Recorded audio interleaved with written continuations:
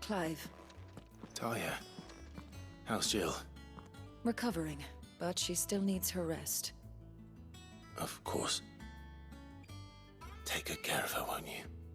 I'll do my best. Oh, Gav was looking for you. He said he had something to show you in the shelves. The shelves.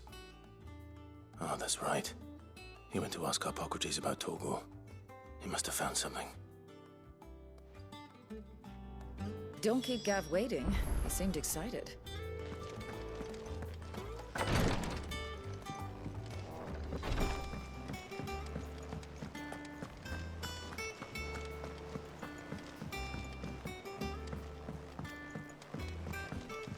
The little ones have been up to their old tricks again.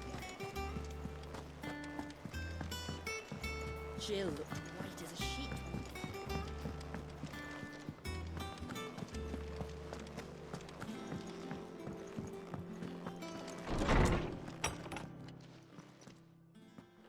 Clive, where have you been?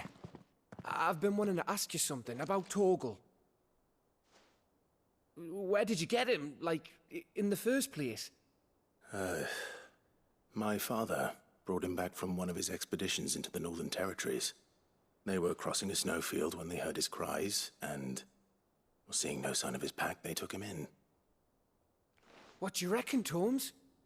It certainly adds weight to the theory. Clive, I believe that Torgal may be no mere hound, but a rare frostwolf, an animal native to the far northern reaches of Valisthea. In one of our oldest bestiaries, I found reference to a frostwolf who served as guardian to an ancient queen of the north. Such was his mastery over ether, he could cast magics on command.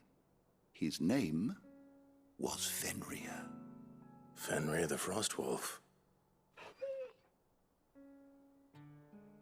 Now, the annals do not state it explicitly, but I have reason to believe this queen was a dominant of Shiva, a girl from the Northern Territories and her faithful hound. One awakens as the dominant of Shiva, and the other... You're saying that Jill granted Torgal his powers? What? Just like Fenrir. People called him my hound, but Torgal and Jill were inseparable. He grew up as a faithful companion to the dominant of Shiva, and years later, his powers awakened, just when his master needed him the most. You're right. If it weren't for Torgal blasting those bastards to Kingdom Come, Jill would have been for it. Quite. Though Torgal's power is his own, his latent birthright as a frostwolf. It had only to be unlocked. Oh, get you, Torgal! You're an even finer hound than we thought.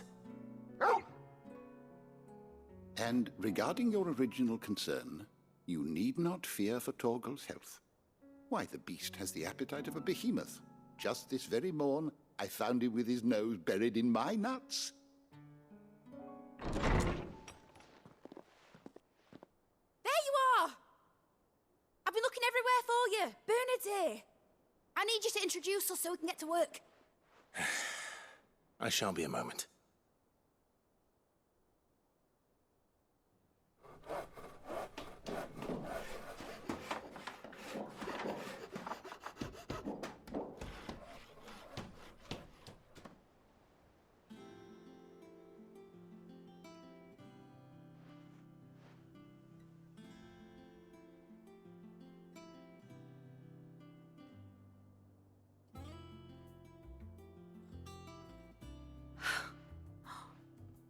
Isn't it brilliant?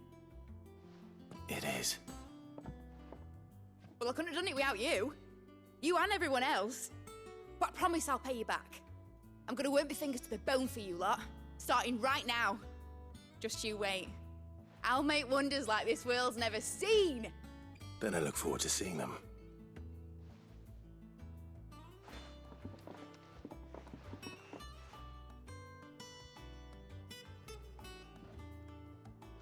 Now that that's settled, I wonder if Vivian's made any progress tracking down Kupka.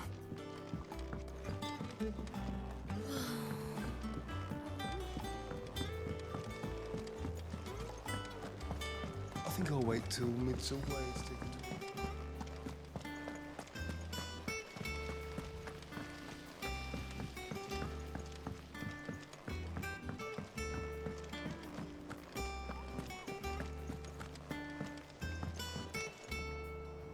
How goes the hunt for Kupka? Largely in circles. We have myriad sightings of strange soldiers in unexpected places, but nothing definitive as yet. If only we knew for certain by what route he left Rosalith. Well, keep at it. If anyone can piece this puzzle together, it's you. And I'm willing to wait as long as it takes.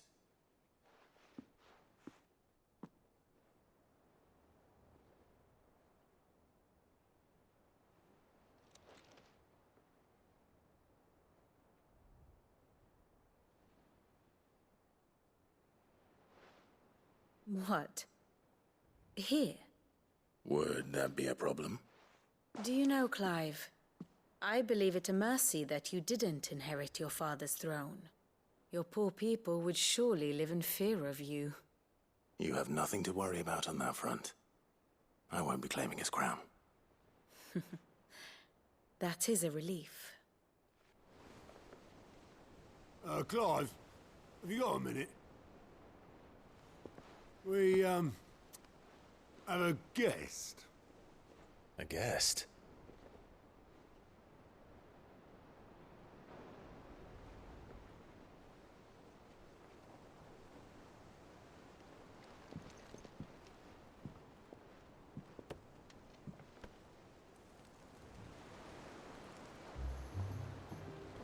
For your trouble.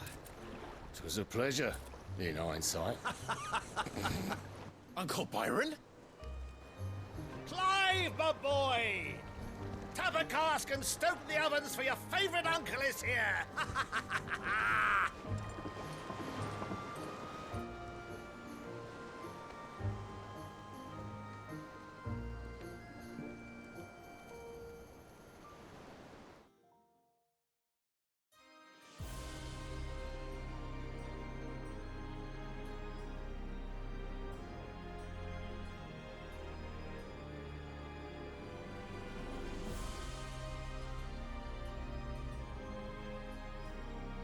The Dalmekian government sues for peace.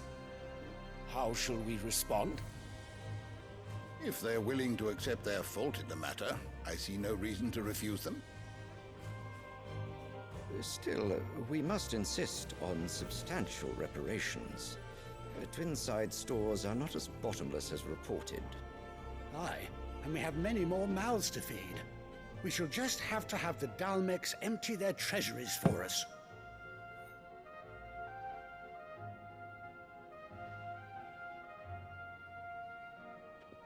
Of course, none of this would have been possible without your timely intervention, Prince Olivier. Indeed, I doubt any of us would have had the courage to trade words with the mighty Titan, nor less the wit to win him over. The Empire owes you a great debt. May the blessing of the crystals go with you, Your Highness. May the blessing of the crystals go with you. Very good.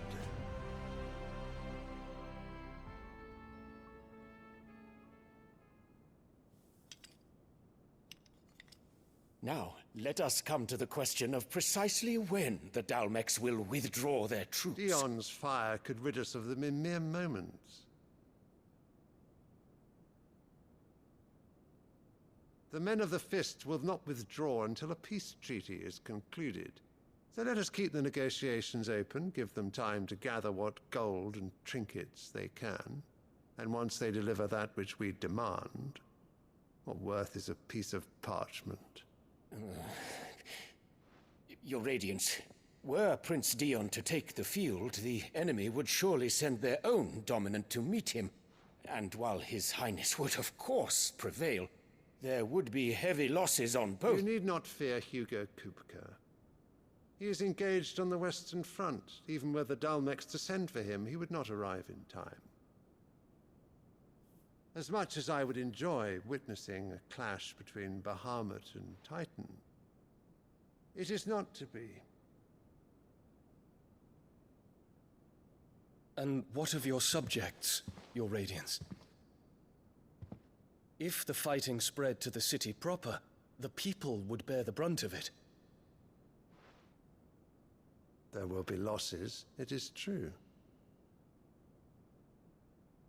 Yet for every citizen who falls, another can be bred. For every home that burns, another can be built. The Empire will live on.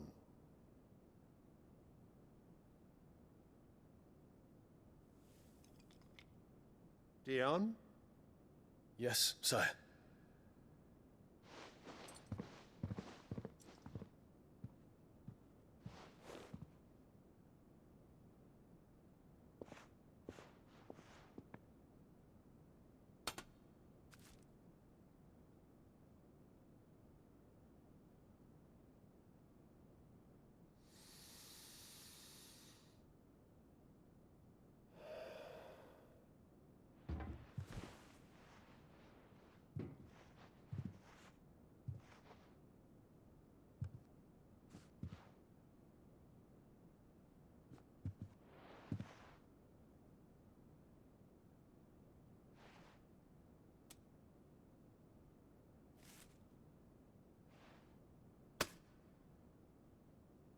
Prepare for battle.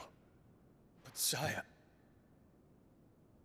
Do not make me repeat myself. Return to your camp and await my orders.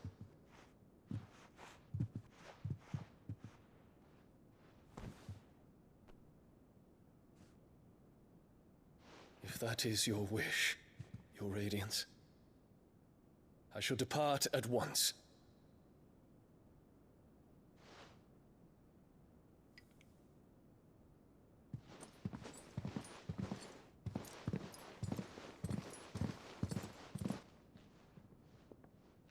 May Gregor forgive you.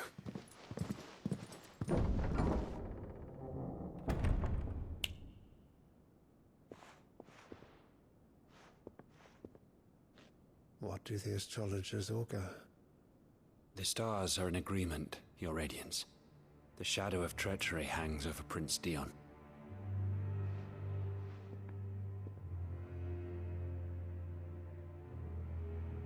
So Annabella's tales were true. You disappoint me, Dion.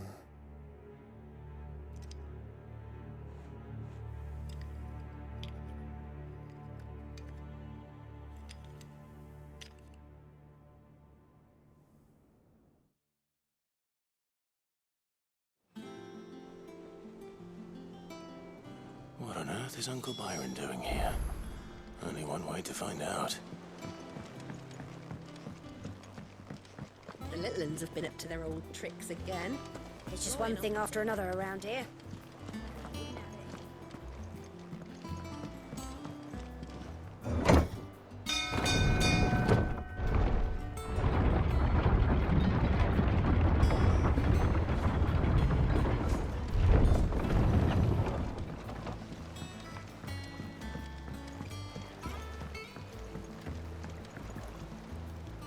Ah, my dear nephew. How I've missed you. How did you find this place, Uncle? Through the good offices of young Sir Wade. He really is the most helpful fellow. As are you, I hear. The Guardians and those they freed tell the most outlandish tales of your heroics in Rosalith. Which is why I came, to learn the full truth of the matter. Sort the fact from the fiction, so to speak. You were working with the Guardians of the Flame to evacuate the people of Rosalith to Port Isolde. I was, aye. Then I have questions for you. Please, come inside, Uncle. Gladly. You there? There are 2,000 gold talents in those chests. See that they're added to my nephew's coffers, would you? 2,000?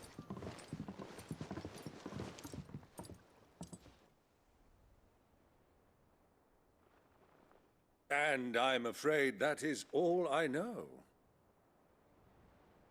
fleet sailing south past Port Isolde. Most intriguing. Forgive me for not being able to tell you more. I hadn't the faintest idea Kupka withdrew wounded from Rosalith. Still less that my own nephew dealt the decisive blow. What do you think, Vivian? I think, with this news of the Dhalmekian fleet and recent reports of the Royalists' movements, that the final piece of the puzzle has fallen into place. Come here and I'll show you.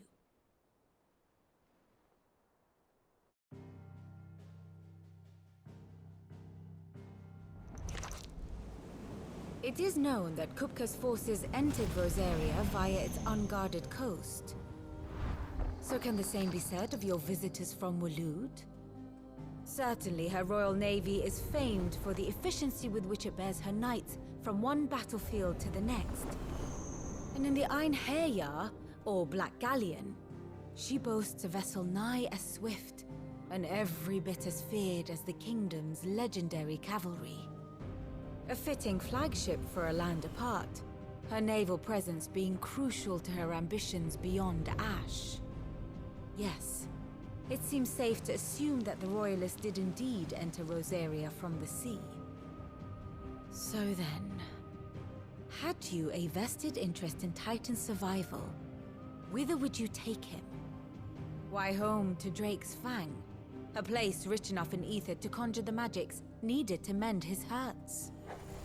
But would that not entail an arduous voyage around the southern cape?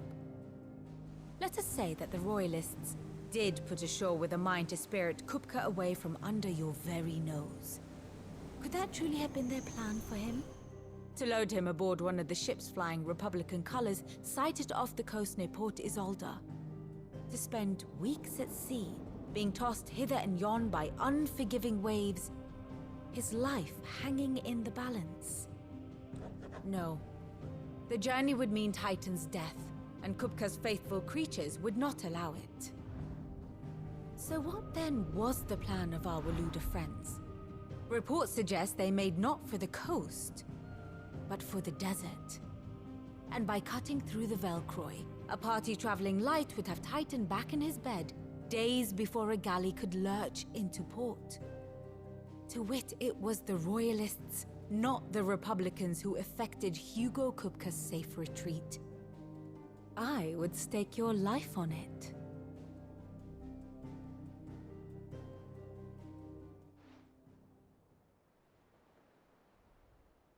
So it was the Waludas who spirited the wretch away. Now I think about it, there was something a little strange about the ships I saw.